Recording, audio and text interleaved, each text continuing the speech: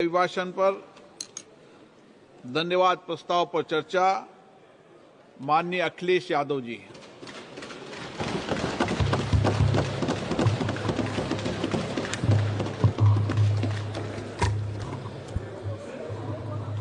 अध्यक्ष महोदय, मैं आपका धन्यवाद देता हूं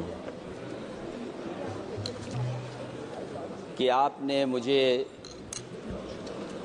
महामहिम राष्ट्रपति जी के अभिभाषण पे बोलने का मुझे समय दिया है। अध्यक्ष जी,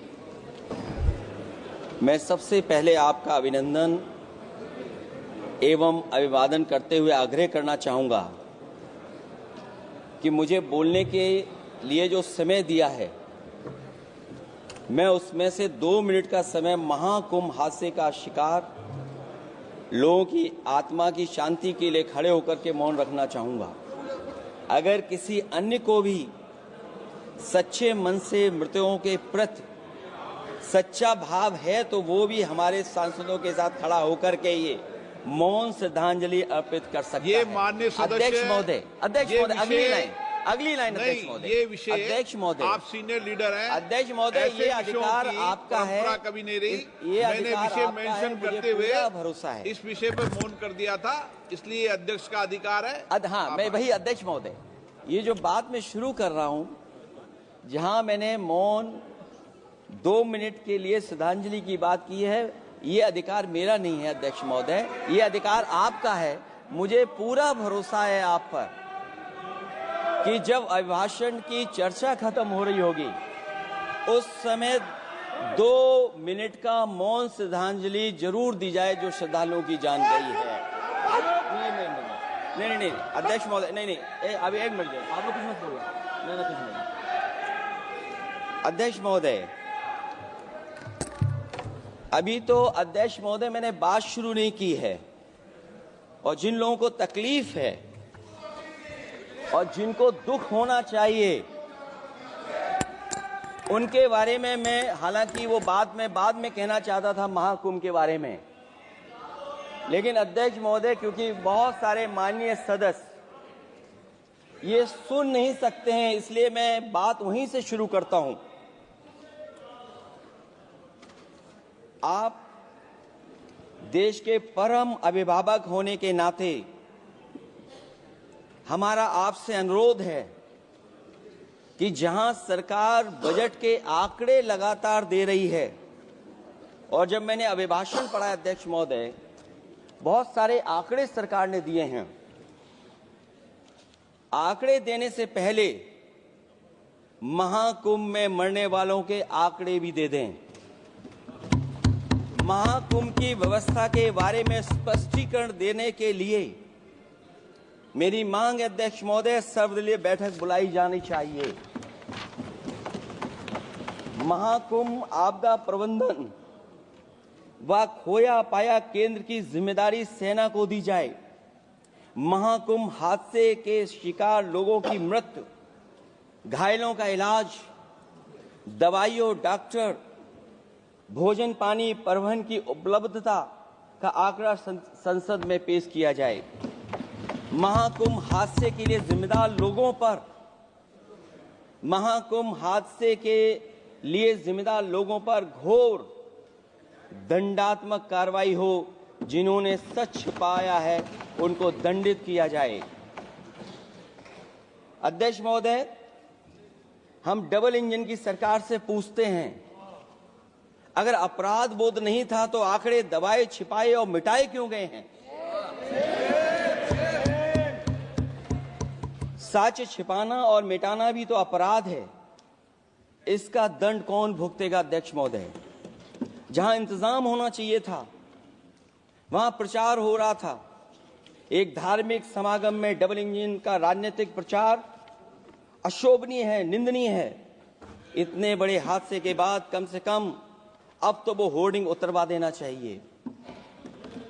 अध्यक्ष महोदय, महाकुंभ की जो तैयारी हुई, जो हम लोगों ने जाना वहां पर, महाकुंभ न केवल 144 साल के लिए ये कहा गया, बल्कि ये भी कहा गया कि पहली बार धरती पर इस तरह का डिजिटल और जो आधुनिक चीजें हैं, टेक्नोलॉजी, उसका इस्तेमाल कर करके महाकुंभ होने जा रहा है। सीसीटीवी, ड्रोन, लाइव स्ट्रीमिंग के आधार पर जिनका दावा था कि वो डिजिटल कुंभ करा रहे हैं, वो मृतकों की डिजिट नहीं दे पा रहे हैं। एक तरफ तो जो लोग डिजिटल डिजिटल डिजिटल अध्यक्ष महोदय कहने को थकते नहीं हैं, लेकिन जब कुंभ में इतना बड़ा हादसा हो गया है तो यही सरकार डिजिट नहीं दे पा रही है। हमारे अपने लोग मारे गए हैं, जिसमें परिवार का हर रिश्ता दिवंगत हुआ है। किसी की माता, किसी के पिता, किसी की बहू, किसी की बेटी, किसी का भाई बहन, चाचा चाची। बच्चों के आंकड़े तो अभी तक नदारद हैं। खोया पाया केंद्र ही लोगों को तो नहीं मिल रहा है। जो खोया पाया केंद्र था उसको भी लोग पा नहीं पा रहे, ढूंढ नहीं पा रहे। अध्यक्ष महोदय,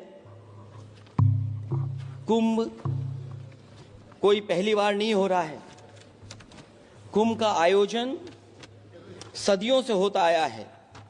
हमारे पौराणिक और हमारे इतिहास के दस्तावेज ये बताते हैं कि समय समय पे जो भी सरकारें नहीं होंगी, जिसका भी राज रहा होगा अध्यक्ष महोदय, उसने महाकुंभ या इस तरह के कुंभ का आयोजन किया है। एक तरफ तो वो कि जो 144 साल बाद महाकुंभ होने जा रहा है, उसका इतना प्रचार किया। और मैंने तो कई टीवी इंटरव्यूज में, कई समाचार चैनलों पर ये बात सुनने में आई और सुनते रहे हम लोग कि सरकार ने 100 करोड़ लोगों के आने का इंतजाम किया है।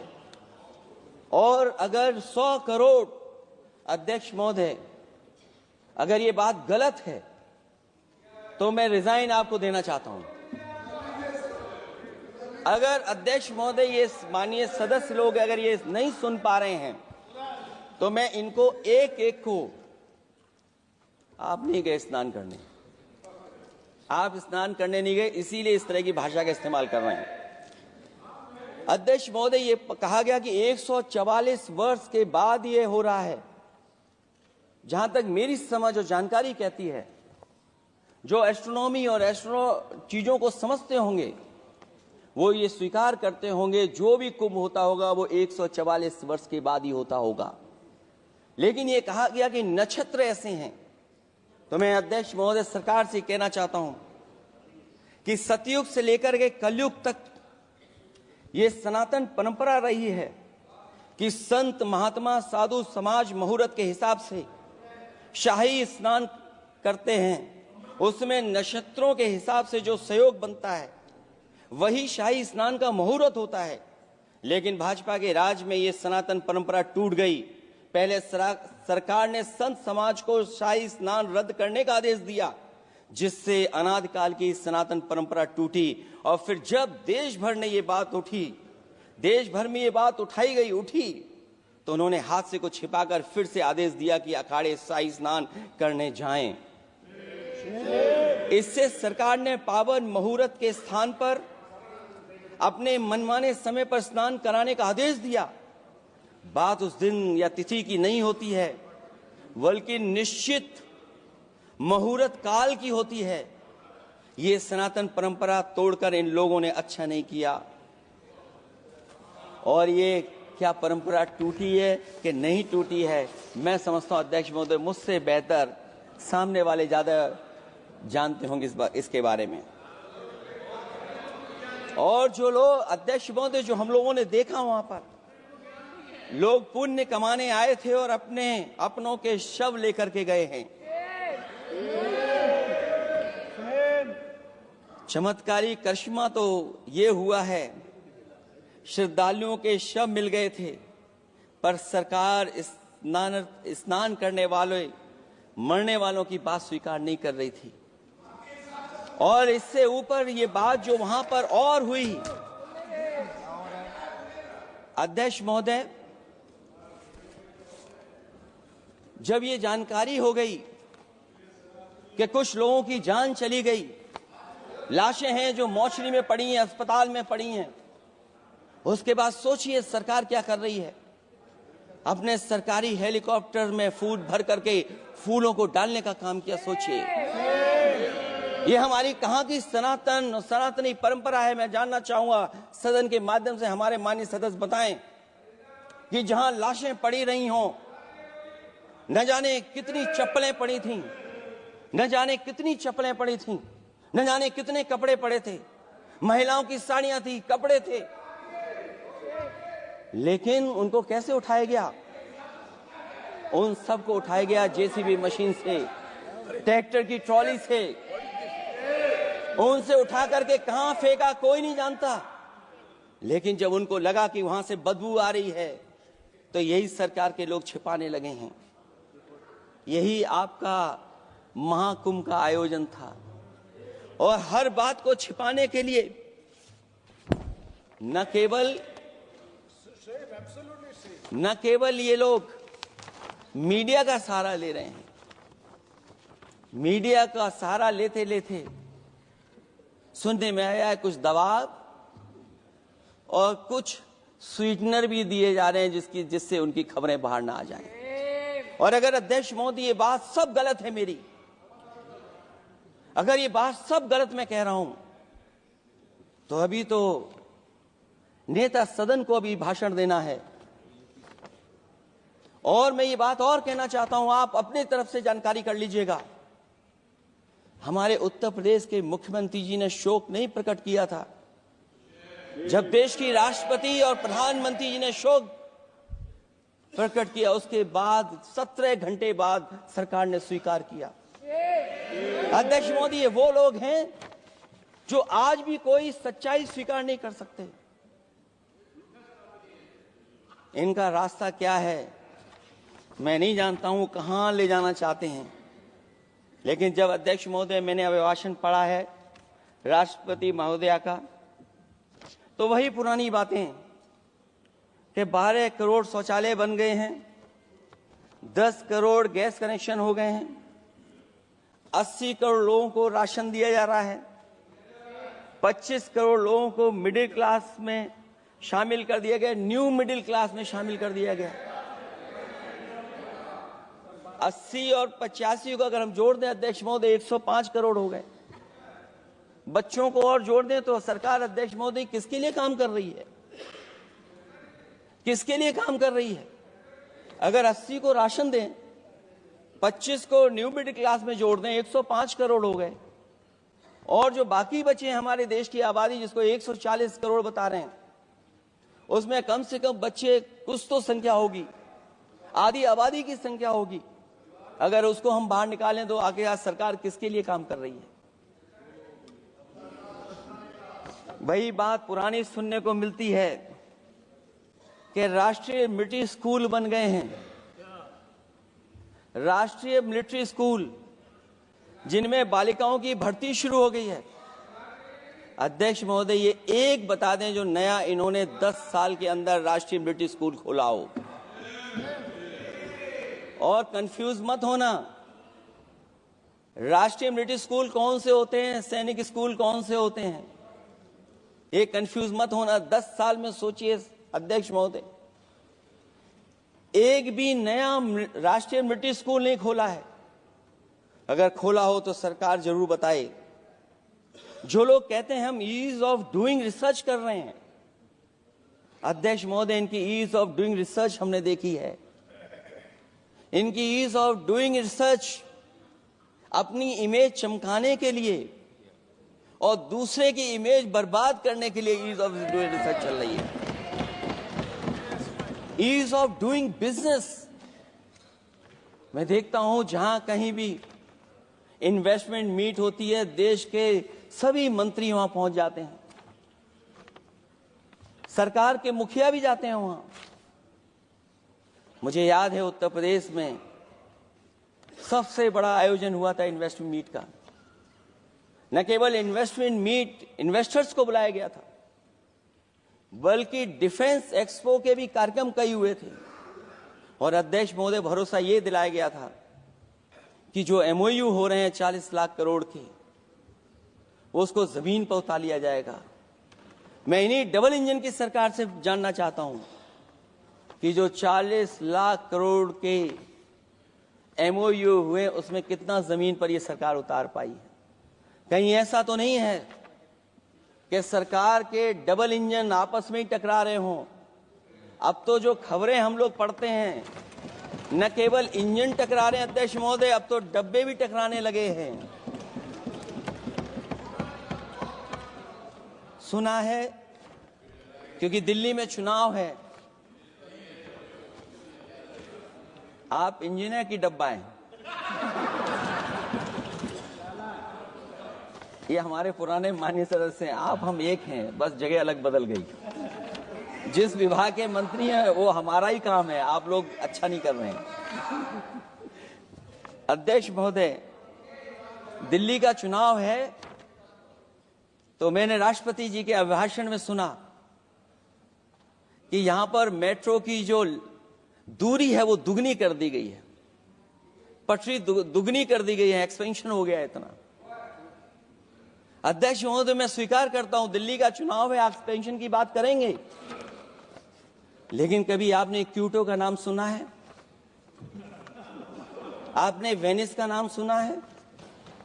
मैं अध्यक्ष महोदय आपके माध्यम से, जिसको क्यूटो बनाने के लिए सपना देखा गया था, 10 साल पूरे हो गए हैं, अभी तक वहां पर मेट्रो की शुरुआत नहीं कर पाए हैं। और अध्यक्ष महोदय, मैं ये बात इसलिए कह रहा हूं, अध्यक्ष महोदय मैं इसलिए बात कह रहा हूं कि जिस समय समाजवादी सरकार थी, जितनी भी मेट्रो आज यूपी में चल रही हैं, सब की सब समाजवादियों की देन है, एक भी आपकी देन नहीं है। और इस समय पर मैं याद करना चाहता हूं, उस समय देश के प्रधानमंत्री मनमोहन सिंह जी को जब मैं पहली बार मुख्यमंत्री बनकर के उनसे मिलने गया था, मैं बहुत सारे उनके काम उत्तर प्रदेश के लेकर के गया था।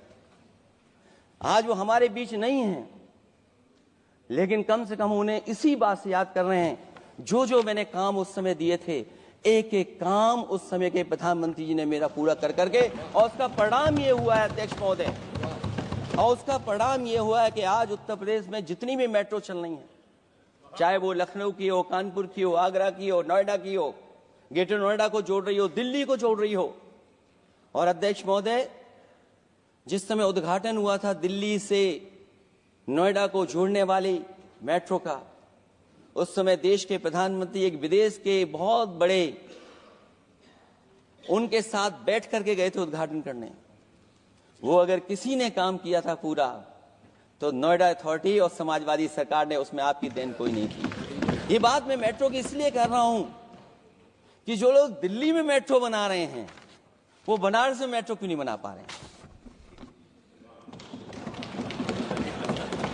और दिल्ली का विकास अपने आप हो जाएगा, बस ये जो भारतीय जनता पार्टी की दिल्ली वाली सरकार है वो हस्तक्षेप करना बंद कर दे। अध्यक्ष महोदय, रिवर लिंकिंग का कार्यक्रम कुछ दिन पहले प्रधानमंत्री जी ने किया।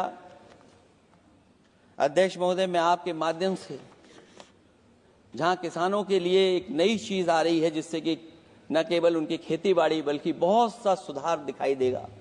खेती बाड़ी को भी पानी मिलेगा, पीने का भी पानी होगा।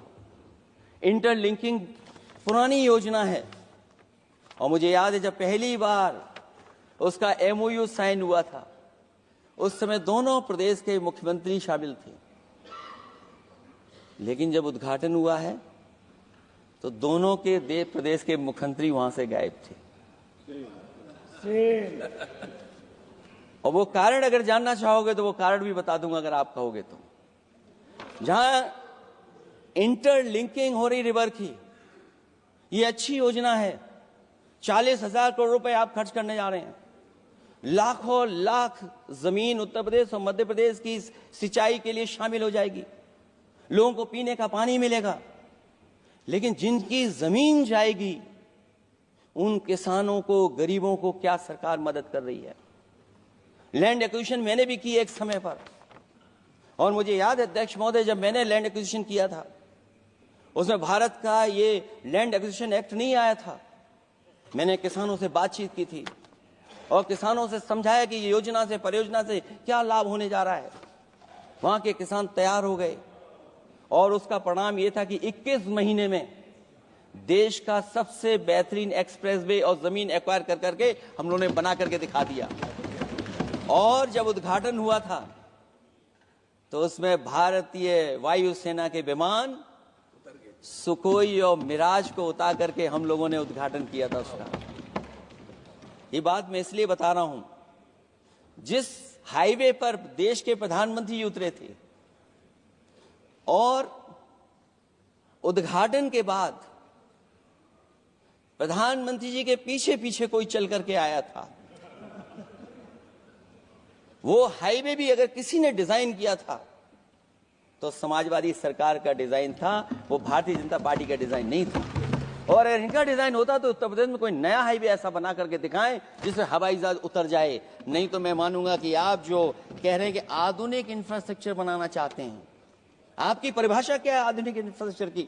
और ये बात में जो इतनी घुमा फिरा के कह रहा हूं, वो बात में लौट करके उसी पे जा रहा हूं। अध्यक्ष महोदय, अगर 40,000 करोड़ की योजना बनी है रिवर इंटरलिंकिंग की, तो जिन किसानों की, जिन गरीबों की जमीन जारी है, उन किसानों को आप सही तरीके से मुआवजा, मदद उनकी क्यों नहीं कर रहे हो आप?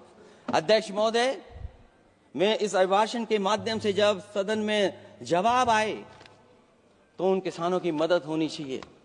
वो किसानों के पास कुछ नहीं है। उसके बाद आपका जो पैकेज है, आपका पैकेज पता नहीं क्यों कंजूस बनाता है कोई।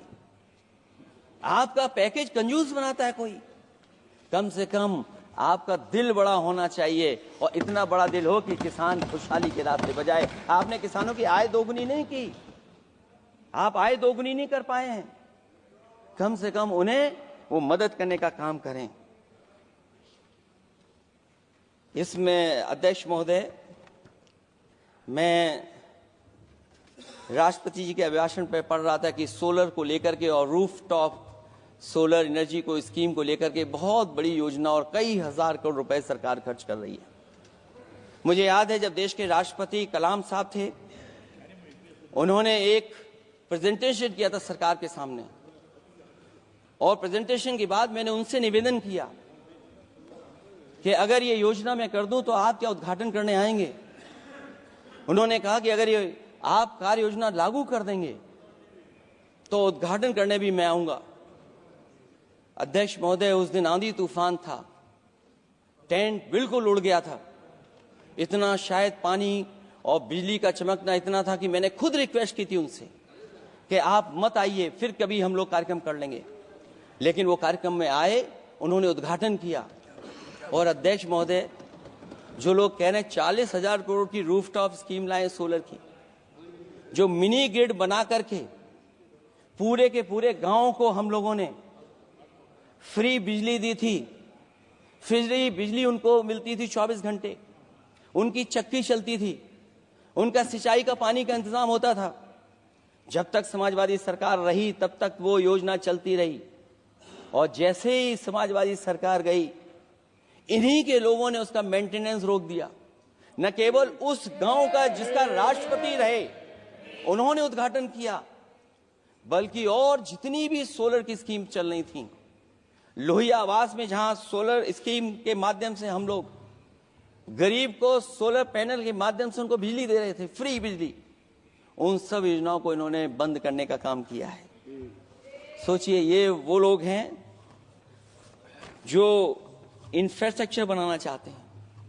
अध्यक्ष महोदय, चीन के सवाल को लेकर के कांग्रेस पार्टी के भी कुछ विचार हैं, हमारे भारतीय जनता पार्टी के लोगों के भी विचार हैं।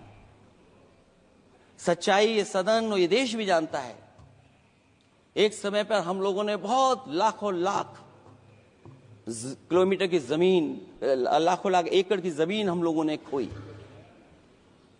और अब उसी रास्ते पर भारतीय जनता पार्टी चल रही है।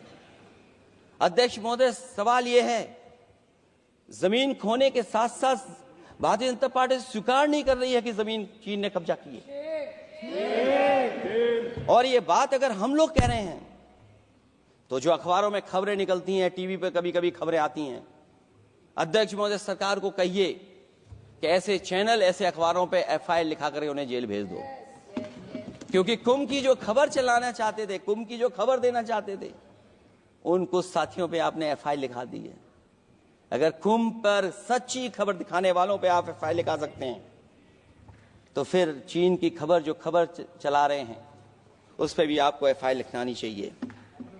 दूसरा, हमारा एक जाति जनगणना का मसला बहुत पुराना है, ये कोई नया नहीं है। आरक्षण के सवाल पर इस देश में दक्षिण भारत से लेकर के उत्तर भारत में और देश में जगह जगह पर बहुत सारे नेता ऐसे रहे जो आज हमारे बीच नहीं हैं, जिनकी वजह से हम आज उस आंदोलन को आगे ले जा रहे हैं। बाबा साहब भीमराव अम्बेडकर जी का जो संविधान है, उसके तहत जो हमें हक अधिकार मिले हैं, आरक्षण की व्यवस्था है, उस व्यवस्था को और मजबूत बनाने के लिए जाति जनगणना होना चाहिए। उसके पक्ष में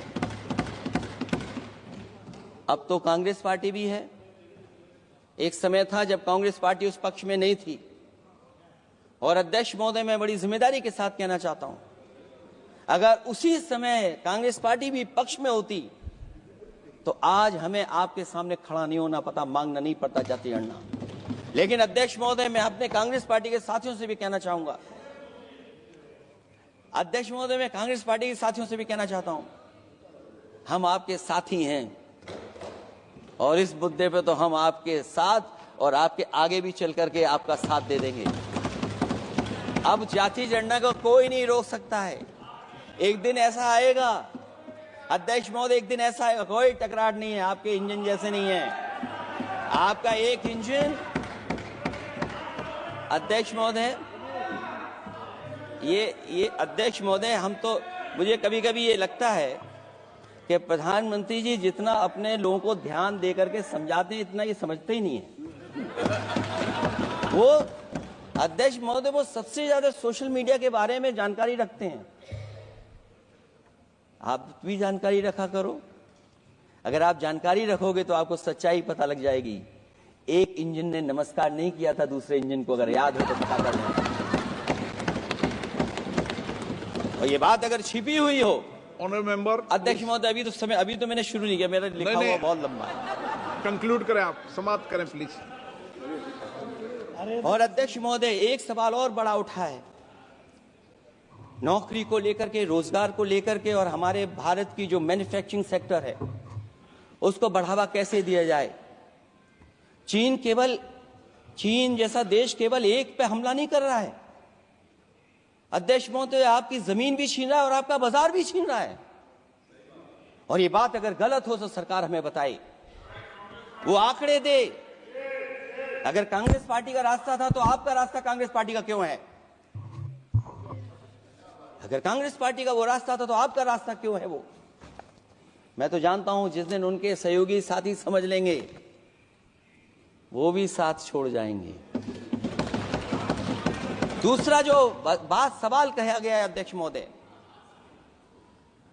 जिस समय बाजार खोला गया, जिस समय हमारा व्यापार के लिए पूरा बाजार खोल दिया, हमसे ज्यादा वित्त को समझने वाले इकोनॉमिस्ट और बहुत सारे जानकार लोग, वो मुझसे बेहतर समझते होंगे, लेकिन मैं ये बात समझता हूं कि जिस समय बाजार खोला गया उस समय ध्यान उतना हमारे देश की अर्थव्यवस्था पर नहीं रखा गया। अगर उसी समय पर मैन्युफैक्चरिंग सेक्टर को जिस जिम्मेदारी से रखना चाहिए था नहीं रखा गया, अगर उस समय रखा गया होता तो शायद अध्यक्ष महोदय हम लोग चीन से आगे निकल गए होते। आज चीन आ गए, हम लोग पीछे हैं। क्या आप इनको ज्ञान दे रहे हो क्या? अध्यक्ष महोदय, अपना रास्ता तो वही है, साइकिल वाला।